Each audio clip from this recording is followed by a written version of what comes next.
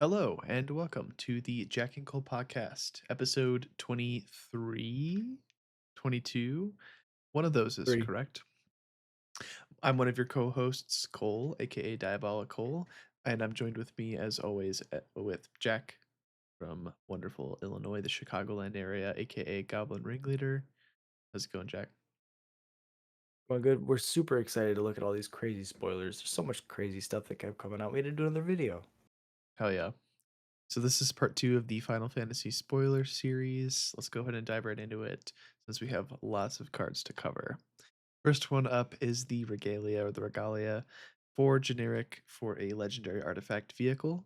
It's a 4/4 with haste. Whenever it attacks, reveal cards from the top of your library until you reveal a land card. Put that card onto the battlefield tapped and the rest in the bottom of your library in any order, or random order, excuse me, and it's got crew on. What are our Ugh, thoughts?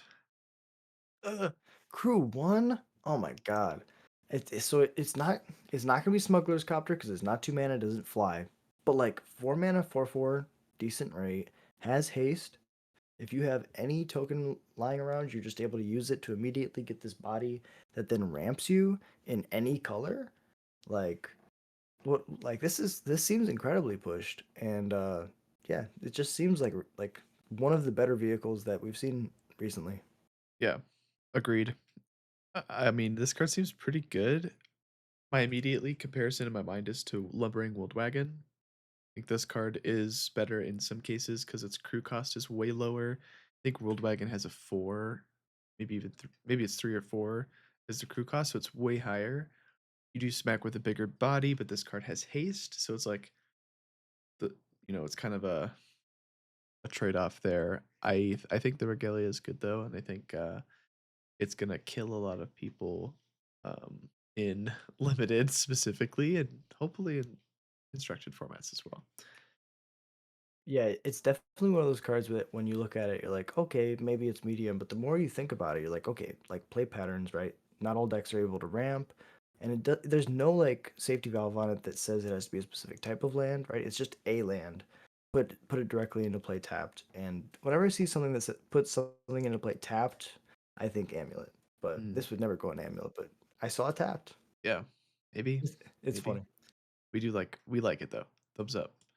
Next up, we have Hope. Eth, Eth's Esthium. What's Hope do, Jack? Okay, so it's a 2 mana 2/2 lifelink. It's a legendary creature, human wizard. Human. So it's got lifelink. At the beginning of your end step, each opponent mills X cards, where X the amount of life you've gained this turn. There's a pretty strong life gain theme right now in standard. There's a mono white life gain deck that doesn't really have like a good payoff. If they're able to just splash into blue and then use like all of those Soul Sister style effects, like I think of the Raise the Pass deck that's like white black and it has a bunch of ETB like drain gain effects, right? What if you splash blue and you just have hope in the raise the pass deck, and then when you raise the pass and you get all these triggers and you're able to do all this stuff, if you can't just kill them with damage, you mill them out. Like it's just like something that over 2 turns you could just do.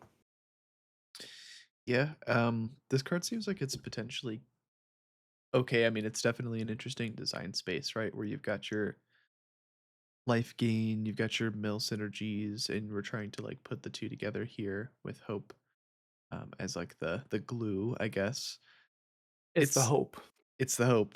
I feel like my thought is you kind of have to be all in trying to make this work. Otherwise, if you're only like milling them for an incidental amount of life, I think it's bad, actively bad, because you're enabling your opponent's mill strategies. Like if you're not threatening it as a way to kill them. So Yeah. I'm thinking Heliod Spike Feeder. I'm thinking ways to double your life total to do big chunks of mill. Um, and maybe potentially with the water crystal, which I think is a good like segue into the crystals that we could talk about. First one up, the water crystal, 2 blue. Blue spells you cast cost 1 less to cast. And if an opponent would mill 1 or more cards, they mill that many cards plus 4 instead. And you can pay 4 blue. So 6 mana, tap it. Each opponent mills cards equal to the number of cards in your hand. So Hope Uh, does not trigger on each instance of light gain. life gain. It triggers on end step. It would be insane if you had like the water crystal, a soul sisters, and you like were able to do it each time. Um, but maybe there's something here. The water crystal is good. Jack, why is the crystal good? Like in older formats potentially. So so so if we just look at it as it is, it's a cost reducer for all the blue spells, which means that like normal cancels become counter spells. So like if you're just playing it in like a normal slower strategy, it could reduce all of your top end if you're playing tap out control, and then you can like play more efficiently quicker. But where it's really shies is in the like the hope style deck that we were talking about, or any deck really that's trying to just like incidentally cause mill. What I think the water crystal is really good in is in eternal formats like Commander and maybe even Modern and Legacy. Because if you have like a Mesmeric Orb, when your opponent untaps their 4 lands, you play this on turn 4. Your opponent untaps their 4 lands. They mill 4 cards, but they tack up 4 more mills to each of those. So they're gonna mill 20 cards with 4 lands, Yeah, you're gonna and kill people with Mesmeric Orb for sure. that adds And up really fast. Sphinx's tutelage slash Grindstone also you said works with water crystal or it just mills them out all the way. So the card Yeah, has surprising legs in older formats. Um, and I think that might be the exception to this rest of them. cycle. Yeah, let's go ahead and run through the rest of these since we have them here. Fire crystal, two red spells cost one less to cast. Creatures Yay, have haste. Four red. goblins. Yep. Create a token that's a copy of target creature you control. Sack it at the beginning of the next end step. I'm playing that one. We can move on. Seems okay. It doesn't seem great, but it seems okay. I'm Makes you curious to see how quick the those three gameplay mana. goes. Like you gotta try. You gotta try. Yeah, for sure. Yeah, let's move on. Earth Crystal, two green. Other green spells cost one less. If one or more 1/1 counters would be put on a creature you control, twice that many counters are put on that creature instead. And then you can pay 4 green tap, distribute two +1/+1 counters on one or two target creatures you control. Seems Meh. okay. Yeah, seems kind of meh. Wind Crystal, two white. Same line of text in the first part. If you would gain life, you gain twice that much life instead, and then four white tap. Creatures you control gain flying and lifelink until end of turn. So that the hope is you could play the wind and the water crystal together with hope, and Yeah, then you double and tack on 4 more to it, and then you can like also give your creatures lifelink, and then like that will gain you life. yeah, And so maybe that's how you're supposed to win with hope is you give all your creatures lifelink, yeah. or you play all the biggest lifelinkers, and then you just like slam in for 7 every turn, and then you like also play the water crystal and the wind crystal, and it's a hope. It is a hope. It honestly sounds like the most amazing way to win in any sort of limited format, like whether it be sealed or draft. Like imagine like having it does require two rares, but hope is an uncommon. And then just being like water crystal, wind crystal, attack with my hope, activate the wind crystal, and then like smacking them for 20, you're milling them all the way out. That seems pretty good. Um okay. And then the black one is whenever 4 eight mana for yeah, go the ahead. black. So 4 mana, black spells cost a generic colorless less. If a card would go into an opponent's graveyard from anywhere, it's exiled instead. Leyline of the Void text. And then for 6 mana, 4 generic and 2 black, you can tap to play.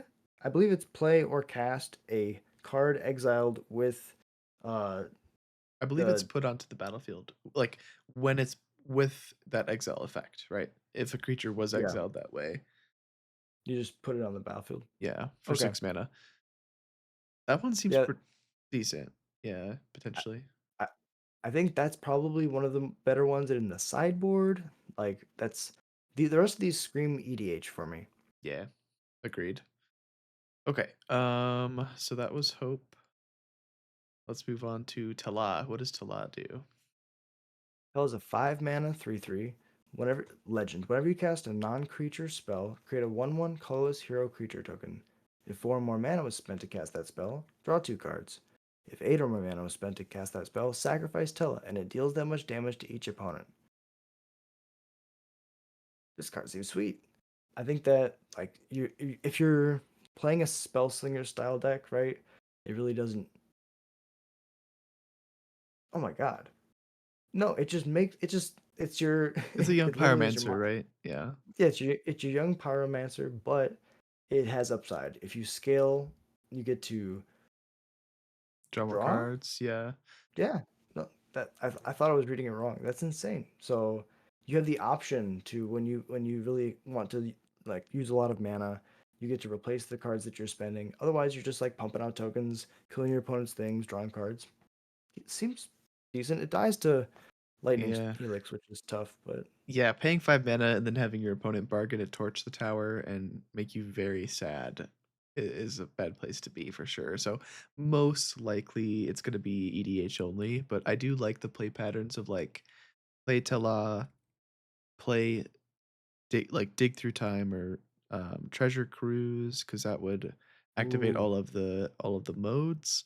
You could temporal play mastery. temporal mastery. You could play thoughtcast if you wanted to like have like an affinity strategy, which might be more realistic because then you could play like spring leaf drum and try and ramp out to law. But yeah, it's 5 mana for a 3/3. It's probably not going to see that much play, so we can move on from them. It looks cool. Yeah, it does look cool. Vaughn Street Thief is 2 and a red for a 2/2, legendary creature human scout.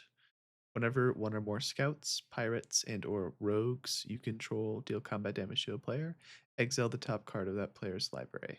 You may cast it. If you don't, create a treasure token. So the templating is very like deal combat damage trigger, we're still in combat. You have the ability to cast those spells at that time. You cannot do it until end of turn. It's not the same as Ragavan in that sense. But if you don't cast those spells immediately, you make the treasure token. And then whenever you cast a spell you don't own, you put a 1/1 counter on each scout, pirate, and rogue you control. This card is like it reads like Ragavan, but I feel like that's how I read it. Not only just because the name's Van, Mhm. um, but I think that if you have like scouts, pirates, and rogues, okay, in goblins we have like three different 1 and 2 drops that are like pirates. Like we Mhm. have lackey, firebrand, and then I guess it's a 3 drop. We have breaches. And so like if we just do that, right, and we like hit them, steal their spells, like there's already like a sub theme. Like there's cards that are not being utilized right now. And Mhm. this, even if you just like build around it because you want that ability, I could see a human deck, like a human rogue deck, right? Or worst case scenario, this card itself is a scout. So if you just hit them for 2, you take the thing, Yeah.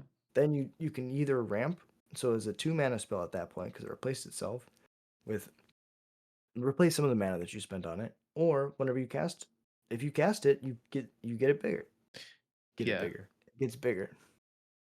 Yeah.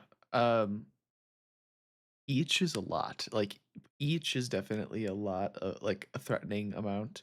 And I like your point of like there are probably some cards that are not being played as much that Van can kind of bring out of the woodwork. But there's also cards that like people are playing a lot. Like Spyglass Siren is the first thing that comes to mind. That's a pirate. It flies like in it. You definitely get the job done with Vaughn. So I think Vana's good. I think at 3 mana 2/2.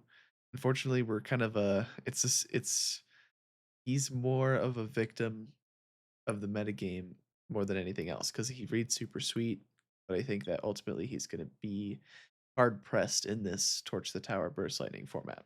But Yeah, and it's only 1 card. It's not like as many as the damage is dealt. oh yeah, you're So right. yeah, It is just one. That's true. Good point. So yeah, we'll see so about Vaughn. commander. True. What does still in uniform do? Okay, so I think this is gonna go right into modern hammer time. 1 blue mana, and like it's another way to put hammer on creatures in Pioneer too. 1 blue mana instant, stolen uniform. Choose target creature control and target equipment. Gain control of that equipment until end of turn. Attach it to chosen creature. When you lose control of the equipment this turn, if it's attached to a creature you control, unattach it. So, uh, to understand why this card is good, we have to understand there's a huge equipment subtheme in this set. Like a lot of like the red and white and even the black creatures are focused on equipping creatures to equipment, Yeah. or equipping equipment to a creature, tutoring for your best equipment, revealing the top cards looking for equipment. And there's some really, really strong equipment in this set. If we look at Etir and Pruin, which is another one of the cards that we're going to talk about, that's just something that is so big that if your opponent taps out for it, right? Let's say your opponent just plays this. They, they, they're going to equip it next turn. They play it. They attack you, right? Then you go to your turn. You have your Quasari Regent, and then you Stolen Uniform the Adawir and Pruin onto your Quasari Regent, and then you attack them for your life total plus 3, and Kill then them. you gain your life total plus 3 if they don't die. Yeah. Yeah. So like, and this is something where, you know, if your opponent's like, okay, I'm gonna kill you with this busted card, right? It's an instant, so you're just able to take it away in their combat, so that they can't deal you the damage, or like they go to block, right? Or like you, yeah, anything. They make a decision in combat. You Stolen Uniform, swap the things because it's an instant. You can do it at any time. You can really mess people up if they're playing a equipment style deck, and I Yeah. think one blue is a ridiculous cost on this because you can also use it in eternal formats to put hammers on Inkmoth Nexuses. Yeah. Yeah, that's a good point. I misread this card the first time I read it. You it's like only until end of turn if you stole the equipment from the other person. If it's your equipment, it just gets attached and that's, nothing else. So I think that it is good. One blue mana instant. I think that like if this card was one white mana, it would be significantly better. I think they made it blue because of the like stealing kind of vibe, but like they also could have made it one red mana because it's stealing it until end of turn, right? So it's just like a very interesting design space where you would think right away that like the colors you're going to be starting off with are red white, right? Or like white something, or maybe red black for like ninja's blades or white black. Blue is a very interesting color to throw in there. So I think that that adds a little bit of like it's dynamic and it's going to cause maybe some decks to be different. Ultimately, it's probably going to make them better because like you're going to play one blue mana for Stolen Uniform. It's also probably good to hold up into the Flood Maw and Spell Pierce. It's just going to be like that. Um, and yeah, like based on the cards that we spoiled already, or we talked about already, like Buster Sword, Leyline Axe is in the format, +1/+1 double strike. Oh, So you could just kind of don't say like, that. No. yeah, just kind of hold that up and put that on for one Uh, mana. Like that seems pretty good. So I what's the like biggest Soaking Form. yeah, what's like the biggest cheapest thing that we can put the fucking Right. Leyline Keyword Axe on? cheapest. Keyword cheapest. Yeah, I think it really is Leyline X, but you know, crazy. and we kind of hinted at this card as well. 6 mana equipment, legendary equipment. Equip 5, and equip creature has base, power, toughness, plus X for X is your life total. Just dream big, people. Dream big.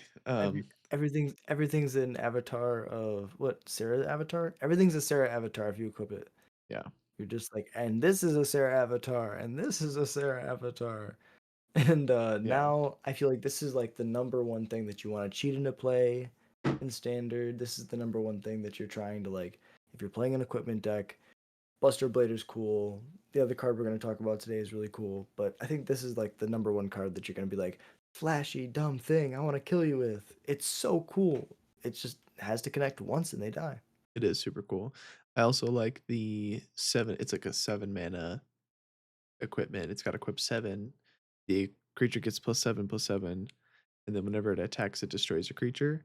So like, yeah, if you're dreaming big and we're not worried about the cost or the equip cost because you're playing Stolen Uniform and maybe a combination of like, I don't even know. I'm sure there's like a refurbish type effect in standard. So I like it. Let's move on though. So we have Ancient Adamantoise. Uh, Jack, what does Ancient Adamantoise do? It's so good. This is an 8 mana 8/20. Take that. Take that, world. You can't kill this with your torch the towers. Vigilance ward 3. Damage isn't removed from this creature during cleanup steps. That's bad.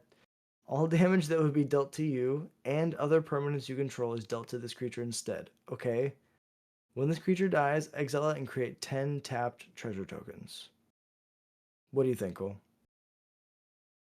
I don't think that it needed that bottom line of text to be a good magic card, but here we are. Board 3 means that a 2 mana removal spell is going to cost 5 mana. Um, I think that this card is just solid. Um, it is 8 mana.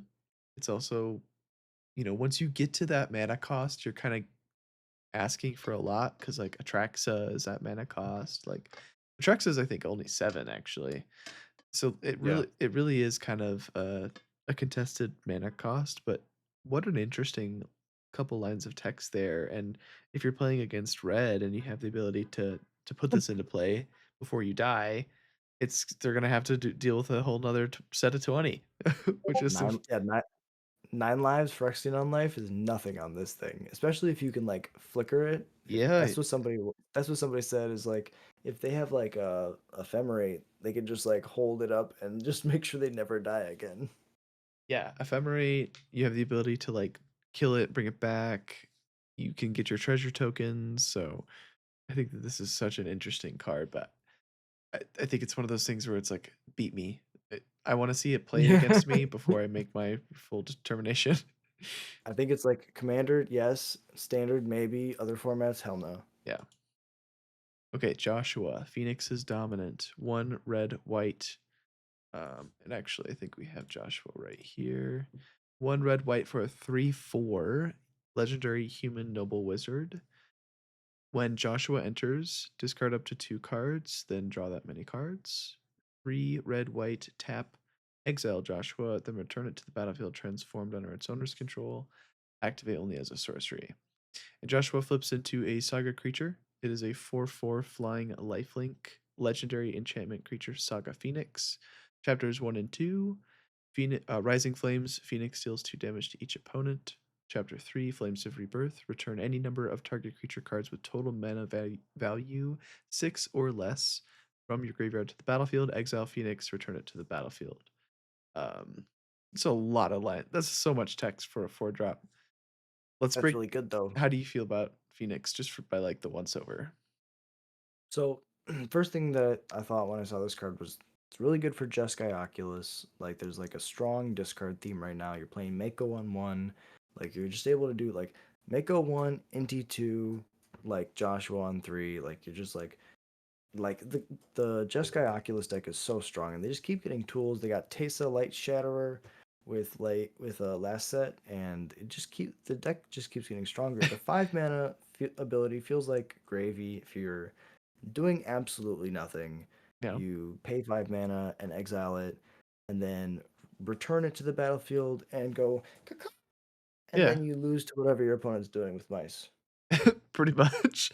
It is flying lifelink, so that's something I think I would be more interested True. like, and if the Rising Flames could target creatures, I think this card would be insane because Uh, it would. Because but also keep in mind, Word wipe. Imagine if it went two to each creature. yeah, it flips, right? And because Phoenix has lifelink and it's dealing the damage, you deal 2 to your opponent and you gain 2 life. So it's like a way to kind of feel like you're stabilizing the board. Yes, you're still gonna die to a monstrous rage and you're gonna suck it, especially if that card is like first strike or whatever. You're like you don't even get your lifelink. But I really like Joshua. I like the way it's worded, in terms of being able to like discard the cards, draw that many cards. I think that it coming in on ETB and doing something is cool. It being a 3 mana 3/4 is also cool. Like notably better stats than like a seasoned pyromancer or that lightsaber card. So just like and also just like kind of a random amount of value, like a randomly decent amount of value on the flip side as well. Oh, and I keep saying it's a 4 mana play. It's a 3 mana play. It's definitely I think in that kind of running for. It's crazy because Jeskai Oculus has so many 3 drops that it wants to play now. It's like you have to decide between like it's like Scholar of the Skies or whatever. You have to play Kiora is in the running, the light card. Like there's a ton of 3 drops in that deck. Um, yeah, we This like can bring Phoenix. back two Oculuses. It can. That's crazy. So yeah, I like Joshua. I think it's just one of those cards that's just like you put a lot of text on a card, it's gonna see play. So Let's move on. We've got Genova, Ancient Calamity. What does Genova do? So Genova's a 4 mana 1/5, a 2 generic black and a green. So beginning a combat on your turn, put a number of woman counters equal to Genova's power on up to one other target creature. That creature becomes a mutant until in addition to its other types. Whenever a mutant you control dies during your turn, you draw cards equal to its power. This card screams Commander. Cole, are you gonna play this in anything other than Commander though? So so hear me out. Patchwork Beastie on 1, right? That's the 1 green for a 3/3 artifact creature with Delirium. So you play that on 1, you play whatever on 2, Sephiroth on 3, right? Genova Mm-hmm. on 4, move to combat, put the counter on Patrick Beastie, attack with your Sephiroth, sack the Patrick Beastie, draw 4 cards. Draw 5 cards. Um, that's draw 5 cards. So, I That don't seems good. I don't know if that's, like, particularly great in Standard just because that's a lot of moving parts, but, hey, I mean, that's all contributing to, like, it's a cheap creature. Just think, like, cheap creatures that have high power and then sack outlets, and I think Genovo has a lot of interesting things to offer where you just kinda and you can, like, randomly make Genova big too and, like, put a bunch of counters on dudes. Yeah, I think Genova's super, super interesting. Definitely a more of a commander card for sure, but just think about that. Think about living that dream. That's literally, like, on turn 3, you're drawing 5 cards. Like, who can say Let's no go to to that? let's scale it up to the dinosaurs. Isn't there like a big dinosaur Yeah. in Standard? 5 mana, 8/8 trample, baby. Let's go. Turn 5, fucking 5 mana, move to combat, make it a 9/9. Let's draw 10 cards with Sephiroth, dude. Let's draw 10, and then we've got a Shielder out or something, and we gain a ton of life. And then hope triggers and mills our opponent. We're Hell playing yeah. 5 color Final Fantasy. Yes. Yes, dude. So, I like Genova, and I think, uh, ultimately, Sephiroth is gonna make all of the theoretical things busted. So, I like it. I It's a good agree. place to be. Alright, what, Freya Crescent, 1 red, 1/1, legendary creature, rat, knight. It has jump, which of course means during your turn, Freya Crescent has flying, the classic ability. Tap, add red, spend this mana only to cast an equipment spell or activate an equip ability. So, cast your Buster Sword on turn 2. You can notably, if you can construct a deck like this, you can play Freya on 1, turn 2, you can cast Corey Steelcutter and still play a 1-drop, to trigger your cutter on turn 2. So, as long as you can justify it, that's a pretty gnarly start, and, that's all I got. This shows how crazy power creep has come because we got a 2 mana dork in red last set in Tarkir Dragonstorm, and now they've made a 1 mana dork. It does have a condition, but oh my god, it also gets flying during your turn. Like wizards, calm down. The knobs, the knobs. The knobs. They did specifically say that they're gonna try and make red have mana dorks as part of their color identity now. So we're seeing that kind of play out in our eyes, unfold I in think our very eyes there. we're gonna see some crazy stuff because of this. Mark my words. Yeah, I like Freya Crescent. Okay, what does Cypher Almasi do? 4 mana for a 3/4. Whenever a creature you control attacks alone, it gains double strike until end of turn. Firecross. Whenever Slifer Amasi deals combat damage to a player, you may cast a target instant or sorcery card with mana value 3 or less from your graveyard without paying its mana cost. If that spell will be put in a graveyard, exile it instead. So I'm thinking like this is gonna be your only threat in like this is like your real threat in a bunch of like spell slingery stuff where you're drawing and killing things. Maybe Grixis plays this, and then like you smack them Yeah, and he because casts 2 stock ups. You just 1 for 1 yeah, yeah, yeah, perfect. We did it. you just We 1 broke. for We broke. 1 and We broke the card. you kill him You with you. It's huge card four. advantage. It's 4 mana, attacking for 6 damage, casting 6 mana worth of spells for free. That seems pretty good. Yeah, and I think your assessment of it going in more of like a Grixis type deck is definitely right, where it performs, I think, way better on a board that's empty. And obviously the condition of needing, instant sorcery spells with 3 or less. Could you put it in a more aggressive deck and have it just be basically like burn spells, like you're getting back 2 Boros charms? Sure. Yeah, that's fair. Um, That's pretty good. that's pretty good too, but I think ultimately it plays best in what you're talking about, which is like 1 for 1, you land Cypher. It's a 3/4, so hopefully it doesn't die, and then if you get 1 attack in, 2 lightning helixes, or you get to I mean, yeah, double stock up, I'm kind of thinking like dream case scenario, you're playing with like Snapcaster Mage in Modern. You Yeah. attack, and then you play like 2 Flame of Anors, and you just draw 4 and deal 5 to 2 creatures, so I mean, this card produces those thought patterns, so at the very least, it gets brownie points for that. So yeah, I like her. Looks cool. Looks Yeah, really cool. very good. Clive's Hideaway. Clive's Hideaway is a land town. It has Hideaway 4, which if you don't know what Hideaway means, when it enters, you look at the top 4 cards of your library, exile one of them face down, put the rest in the bottom of your library in a random order. It taps for a colorless, and you can pay 2 tap, and play the exile card without paying its mana cost if you control 4 or more legendary creatures. I just want to point out that Freya was a legendary creature, and we've had a million uncommon legends in this set. Yeah, so if you can play a 2 color deck, maybe one with Freya, even in like I'm kind of thinking like modern too, where it's like maybe you're playing like Emery, like Psymaster Thopterist kind of deal, and playing a bunch of cheap legends, Mox Amber kind of deal. Like this could be a piece of that. Like imagine you're going off with Kethis, right? You're in the middle of a combo, and Yeah. you've yet to hit your land drop.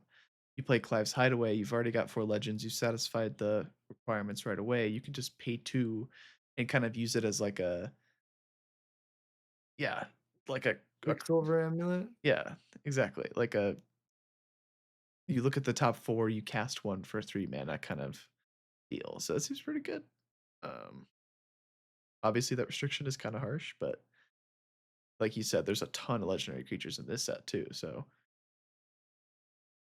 I think that this is like a card that like you build around, or you just play in like a combo deck, like you said, where you just like already instantly meet that requirement. Like I'm thinking, how do you like cheat omniscience into play with this? Like that's the biggest thing that we got in standard, right?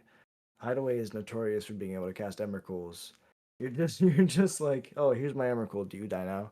mm, Um, and it's a so good if you're point. able to like somehow get an omniscience on top, and then just like put it under there, you play like just a couple like you just play like very select, very replaceable legends, and then you set a lot of them, and then maybe you play like 1 or 2 ways to give everything haste, and then as soon as you get the omniscience into play, you can cast everything. Like this is the play patterns Yeah. that this card makes me think about, Yeah. and I think Hideaway is naturally abusable, so Yeah. I'm excited. Yeah. I think it's got definitely some potential. There's something to be And said, it's if you have 4 or more legendary creatures in play, you're probably doing pretty well for yourself, right? Or at least you would hope so. Um, but I see what you're saying. It definitely makes the gears turn. and is a town. So the next card we're going to talk about, It is a town. So for Balam Garden Seed Academy, what does it do? Balam Bam Gardan Seed Academy. It's a town that I just tapped. It's taps for a blue or a green. It's 7 mana, 5 generic, a blue and a green. Tap, transform it. It costs 1 less to activate for each other town you control. And then And the backside, I will find it. I swear. no, no, you're good. We're chilling. This The is backs, the backside is a big old bus. I think it's the first page. It's a massive flying city thing. I think it'll be at the bottom. Oh, yeah. perfect. Balam Garden Airborne. Or it just started flying. Flying 5/4. Whenever it attacks, you draw a card. Crew 1. I'm thinking if you're able to like get the cost on that activated ability down to 2. Then you just flip it into a 5/4 with crew 1 attack draw in your control deck. You're like, okay, well, it's not, you know, you wait until you don't need the mana anymore, and then it's not a man land, it's just a bam bam. I mean, yeah, if you can turn your land, like, let's say you've gotten good utility on the land, right? You're in the late game and you no longer need, like, let's say the game's going long and you've got kind of like, you've got mana up. This is something that you can do at instant speed. So, like, you've got all your mana up here. Even if it costs 5/4 to activate, I still think the card's like legitimately really good. Because what are you getting? You're getting a 5 powered flyer that when it attacks you draw a card. So as long as you can crew it, it's a 4 turn clock. So like you can kind of just like s- flip the script. It hits harder than a colonnade does and draws you a card. Like, to put that in perspective, like that's a pretty good beater for your man land. And all you need is like a do to crew it. So I think that this card is really good. It's an artifact, so it could be like picked off, but yeah, imagine you're playing like a semi-controlling strategy and then they think that they've stabilized. God forbid they missed the fact that you've got this like hiding in wait and you can just like turn this on and surprise someone. Like, I think that's going to happen a lot cuz this just, if they're not actively paying attention, it just activates for at instant speed and you just crew your guy and you fucking get Bam. him and then you're like, "Okay, I'm going to attack for 5 and draw a card." Like, this card is really sweet. So, If you do the math of over time, right? Colonnade is 5 mana per instance of 4 damage. This is however much mana permanently, and then you never pay the mana again. You just have the threat. yeah. So like for every attack, and it draws, which is insane. Yeah. How many good towns have we seen already? The Starting Hideaway town town, could be played. Starting town is definitely played. You play this, that's 8 towns. Imagine is that's the land it's 12 town. legendary 12 land. towns, right? Yeah, 12 that's 12 towns if we don't play the Hideaway land. Yeah. Um, because we might not in most decks, right? So I Yeah. think there's 8 good towns. If you have like 2 starting towns, right? This is 5 mana to activate to make a 5/4. Yeah. Yeah, it seems right. I like it. Let's see. Let's move on. We got Ninja's Blades, which is 2 and a black for an artifact equipment. It's got job select. We haven't talked about job select yet. It's like living weapon. So when the equipment enters, it makes a 1/1 hero, colorless hero creature token, and then it attaches the equipment to it. The equipped creature gets +1/+1, is a ninja in addition to its other types, and has when this creature deals combat damage to a player, draw a card, then discard a card. That player loses life equal to the discarded card's mana value. Um, it's a super great line of text if you can hit. Effectively, you're paying 3 mana for a 2/2. That is not impressive. However, equip 2 is not bad. It's super low equip cost. So putting it on a spyglass siren, it you know it makes the creatures ninjas. So Kaido emblem makes it perpetually like makes the creature you equip better. I don't know. How do you feel about it? I think this card's really cool. Like if you're able to like ever connect with it, you're just like, oh yeah, pitch my insert giant thing here. And then I feel like this card is perfect for. I have a friend who shows up to certain RCQs, and he always wears the amazing suit, like super decked out suit, and he plays exclusively ninjas in every format. And I respect the fuck out of him Because because you're I the do the goblin. goblins Yeah. thing. He does the ninjas thing, and black blue ninjas was really good in standard for a very long time. Like that was like his deck. But anyways, Yeah. I know he's gonna be trying this out, and like just the potential is gonna force people to make bad blocks. That's a good point. Yes, it's gonna make people blow up the removal spell, panic, trade with the hero token because yeah, you do not want it connecting. So that's an upside for sure. And then you get a piece of equipment that is pretty good around. So we'll see about Ninja's Blades. But Diamond Weapon, what does Diamond Weapon do? So it's 9 mana for an 8/8 legendary artifact creature elemental. Costs one generic less to cast for each permanent in your graveyard. Permanent card in your graveyard, so no restriction, reach, and immune. What does immune mean? Well, of course, it's prevent all combat damage to be dealt to diamond weapon. Of course. Of course, immune, which we've seen all over the place. Yeah, standard stuff. Yeah. So this card, we've seen a lot of Huskbuster swarms and whatever the other ones are called, where it's like typically black creatures that are pretty large and get cheaper. This one does not die to combat damage. It's and it's got reach, so I think that that's notable. It's an artifact, so it's particularly more vulnerable to that type of hate. But I think that this is something to keep in the back of your brain when you're building maybe even roots, but definitely that green black up the beanstalk, cast a bunch of big spells, draw cards off beanstalk, kind of fill your graveyard type strategy. So You could just play Fable Passage and Evolving Wilds and then ramp yourself into this. yeah. You're playing like just like Beans Control. You just go like Evolving Wilds into Fable Passage and then see that's two permanents in the grave. It's still five. Maybe one more Evolving Well, and Wilds. like you don't have to work very hard. We've got Overlord of the Baelmerk, we've got Cash Yeah. Grab, we've got Dredger's Insight, we've got Patrick Beastie. So there's a lot of like super playable mill enablers that will make this card 1 mana super fast. So right, Yeah. what or okay, Luisos, please help us. If you've first of all, if you've gotten this far, thank you. You must really enjoy our content, and we really appreciate you. But second of all, how on earth are you supposed to pronounce this word? I make shorts every day, and every day people are like, "You hate us," and I'm like, "How do you speak?" So Speak it. Lewis so sacrifices 1 blue for an instant. As an additional cost to cast a spell, sack a legendary creature or pay 2. Counter target activated ability, triggered ability, or non-creature spell. So either you have a legendary creature out, it's 1 mana and it's so busted.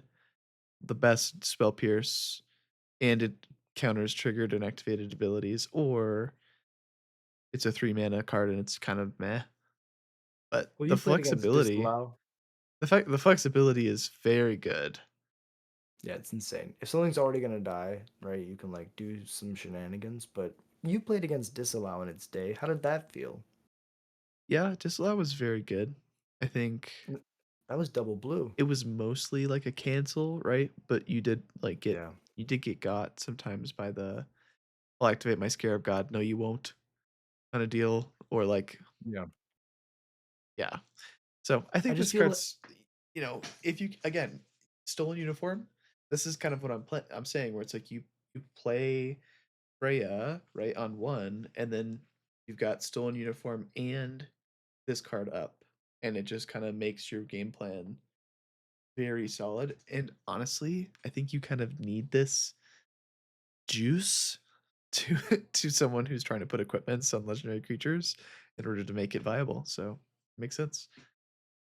yeah, I feel like, Disallow wasn't insane back in the day, but any counterspell with upside or flexibility, like Supreme Will was good. Disallow was good. All these spells that like are able to do other things or somehow modify themselves end up being good in their standard format, like 1000%. It's whether or not it'll be good enough in older formats. But this card is super cool. Yeah. Yeah, we like it. What does Explorer of the World do? Very simple. It's so good. 7 mana, sorcery, affinity for towns. There's affinity in this set for different things. It's crazy. For towns. Uh, Draw 4 cards. So it's 7 mana if you have no towns. If you have 1 town, it's 6 mana. If you have 2 towns, it's 5 mana. If you have 3 towns, it's 4 mana. If you have 3 towns, and if you just play tap lands, and then turn 4 you untap, and then you play your last uh, town, then it's 3 mana. You tap it, you draw 4 cards on turn 4. You could play this in a all in towns deck, or you could just play the good towns, and then you're just like hoping to get to the late game and maybe have like 2 starting towns and 2 of the Ban Lambs or the Hideaway Land. And I feel like being able to Draw 4 is so many cards, especially when it's linked to your lands. Usually these things are like, reduced by graveyard or reduced by some other factor like creatures, Right. spells you've cast. This is just the number of lands you have. Like this is like affinity for gates. Like remember how Right. busted like affinity for like gate crusher gate the Colossus that 8 Gatebreaker mana. Ram, bro. I lost to a Yeah, ton of Gatebreaker Ram. Gatebreaker Rams. Yeah. I think Gates and I have not looked extensively at the uncommons. So if town synergies followed the same suit as Gates synergies, there are some really busted uncommons sitting in the uncommon slot. I will say in Ravnica Allegiance, or whatever that set was, um, you had like the 3 mana enchantment that entered, and if you remember, it was 3 Build mana. It Summit. entered, it drew cards equal to the number of gates you had, and then whenever you played a gate, it drew a card. So like that card was so juiced compared to Explorer of the World, and I think they might have like learned their lesson on like because Beans. Gates Ablaze was super busted. Yes, it Um, was. yeah, with beans, this card is good, and I think if you play some of the like rare towns as well, like you can get to a critical mass of towns. 2 mana draw 4. With beans draw 5. 2 mana draw four, even if it's 3 mana draw four, even if it's 4 mana draw four, I think all of those are acceptable situations. Um, we'll see if standard allows something that, because the towns are pretty much all tap lands, which sucks. Like you've got starting town, which is like a fast land, and then you got all it's all The bad from hideaway, there. I think hideaway is untapped. Clive's Hideaway is a good, yeah, starting town Clive's Hideaway, and that's Is Balam tapped, right? Balam's tapped. All the Yeah. rare ones are tapped, and then yeah, all the uncommon ones are tapped too. So I'm pretty sure you're dealing with just those 8 untapped ones. But yeah, maybe like you said, if you're going to that portion where you're paying 2 or 3 mana to draw 3 cards, this card's fantastic. Okay, Limited bomb. yeah. This is the one that I think is the best rare town. This is the only one I'm going to talk about. This is Midgar, City of Mako. It is a land town. It has Reactor Raid, so before you play the land, you can cast it for its sorcery adventure half. For 2 and a black, you may sacrifice an artifact or creature. If you do, draw 2 cards. And then it goes into adventure, and you can play it from adventure tapped as a land that adds black. Um, you know, this is, I think, a good card because you can. I think it's one of the only like land rare of the cycle that provides like a decent bit of value, especially in the late game where it's like you top deck this card and you've got some random beaters around. Being able to be like, I'm gonna sack my guy, just kind of refuel, draw 2 more cards, and get the land drop out of it. It kind of does its best 3 mana deadly dispute impersonation. So yeah, I think this card's fine. Nothing special. Yeah. Somebody when I did my short about this card, somebody commented and I thought it was really smart. They were like, "This goes really well with mobilized tokens. Mobilized tokens work really well with a lot of these synergies, like Yeah. Sephiroth plus Voice of Victory, Yeah. Sephiroth in Zergo. Yeah. I guess that doesn't work. That doesn't work. No, But but if you had a sack outlet yeah, you play Voice of to Victory, right? Just mobilize 2, and then yeah. Because they only get sacrificed at end of turn, you get to like, this is a pretty strong turn 4 play if you've got nothing else going on. Like, it's not a super hateful play to just, like, sack a dude, draw 2 cards, play my land. You've used all your mana, you've hit a land drop. Seems okay. they get lost your Sephiroth and then you sack the map. Yes, you sack the map. Exactly. There you go. We fucking did it. Turn that map into cards. What is this is a hard one to read. What does the Masume do?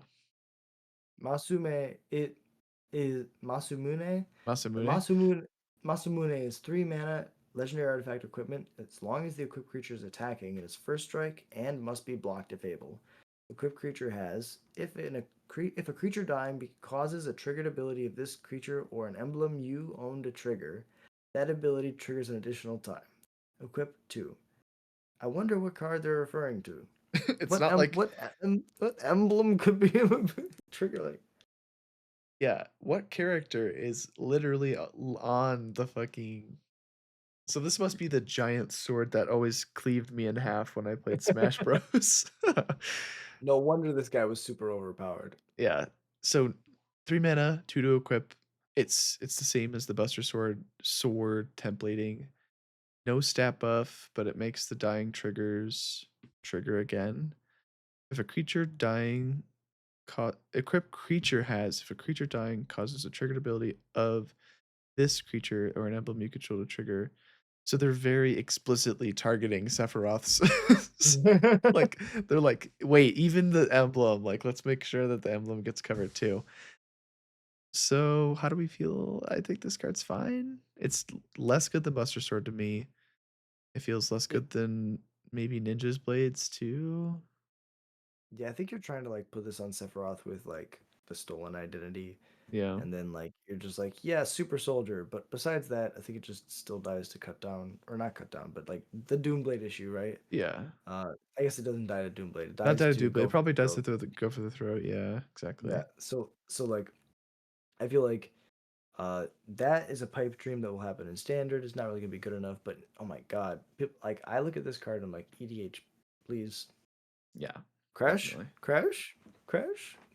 Yeah, for sure, Crash, dude. You must block. Also, my dude gets ginormous.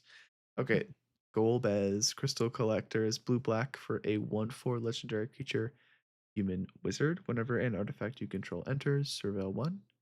At the beginning of your end step, if you control 4 or more artifacts, return target creature card from your graveyard to your hand.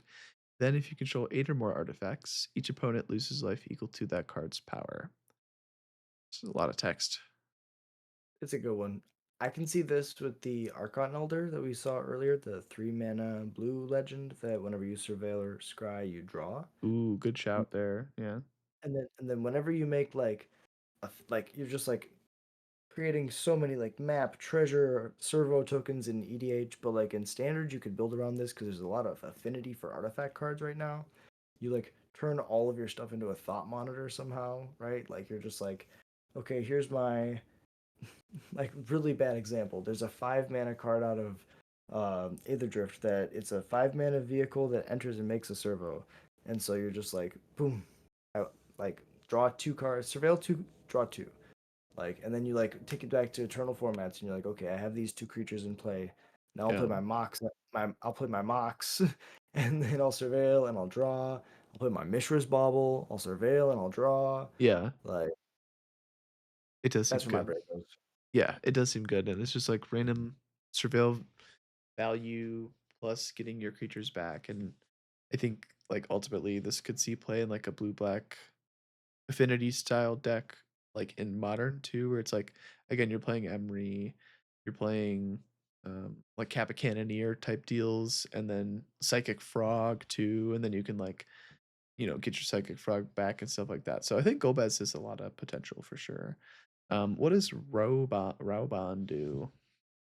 Oh my god, this guy is so cool. 2 mana for a 2/2 human warrior. Human. Ward, pay life equal to Rahuban's power. Whenever Rahuban attacks, attach up to 1 target equipment you control to target a creature. On attack, you just do the thing. The grizzly bear Stol- of among grizzly bears. Stolen identity has nothing on this 2 drop. It's like I'll like not take your opponent's thing, but I'll just take my thing and put it here, please. Yeah, Like I like this a Adaware and lot. Pruin. Adaware and Pruin on this thing means that your opponent can't target it without paying your life total in Yeah. life. Yeah, if we could cheat out an artifact, that's definitely the way to go for sure. Because then, yeah, it has a ward, pay life equal to your life total, which is crazy. Um, as is, Raubon on 2, Buster Sword on 3, attack. It Buster Sword I think gives +3, so you can smack for 5. You draw a card. You smack for 5, draw a card. You can cast a spell with mana cost 5 or less for free from your hand, and that's on turn 3. Like, good Dumb. lord, if they don't torch the tower you or like it really is like the Snoop Harbinger combo. Like we have assembled. This is a Splinter Twin situation. Same thing with, like, Cloud going and getting Buster Sword and, Corey Steelcutter, like, these are splitter twin situations that, they're printing into in one set, all of these pieces, because that's just, like, a crazy good 2 and 3 mana play, and you could duress them on turn 1 or whatever, like, or you could Selfless Saver or Skrelv or, like, whatever you wanna do to protect the combo. Yeah, I think Raban is super sweet. I think this is gonna be one of the best cards out of the set. Yeah. Oh, yeah. Alright, last up, we've got the Lunar Whale, 3 and a blue, 3/5 vehicle. It's got flying. You may look at the top card of your, library at any time. As long as the Lunar Whale attacked this turn, you may play the top card of your library, and it's got crew 1. So, Future Sight on a 3/5 flying body with crew 1? I'm in. Sign me up. It's really easy to like undervalue this card. Like knowing what you're going to draw is super important. Like you can like sequence a lot of things better if you know what your next turn is going to consist of. A lot of like the value that I get from Snoop is like yes, casting and comboing, but like there's so much like information if you're like, okay, well these are the cards in my hand and that's the card that I'm going to draw. Do I want to do this or that or this or that? It's one extra card's worth of information, even if, though you don't have access to it Yeah. usually. But this literally gives you access to it. Yeah. Um, so I feel like just super a card that might be undervalued. But again, you play in a tap out control deck. You have like your Elspeth tokens crew. You now have a 3/5 legendary blocker that flies, and then like you go to your turn, you untap your tokens, and then you like attack, and like it's insane. Yeah. Seems pretty good.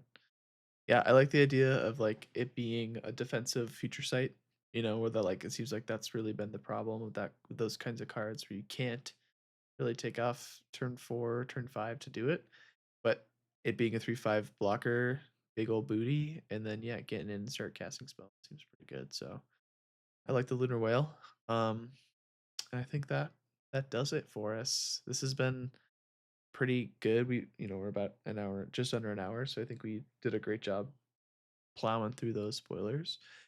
Let us know what you think. Again, if you made it to the end of this video, you're amazing. What a champion. Um, please help us pronounce that word. And yeah, I got nothing else. Really appreciate y'all watching. If you enjoy Goblin's content, if you enjoy listening to Kole and me talk magic, hit that like and subscribe. If you want to do more to support the channel, members allow us to go to these big tournaments. I want to get Cole to more of them. Alpha Ronan, Tim's Top Decks, Elias Sutter, The Darth Newt, ADDY100K, Jared Musterman, and Annan. All those legends and all you watching, thank you so much for being here. Really appreciate you. Hope you have a beautiful day. Till next time. Peace. Peace.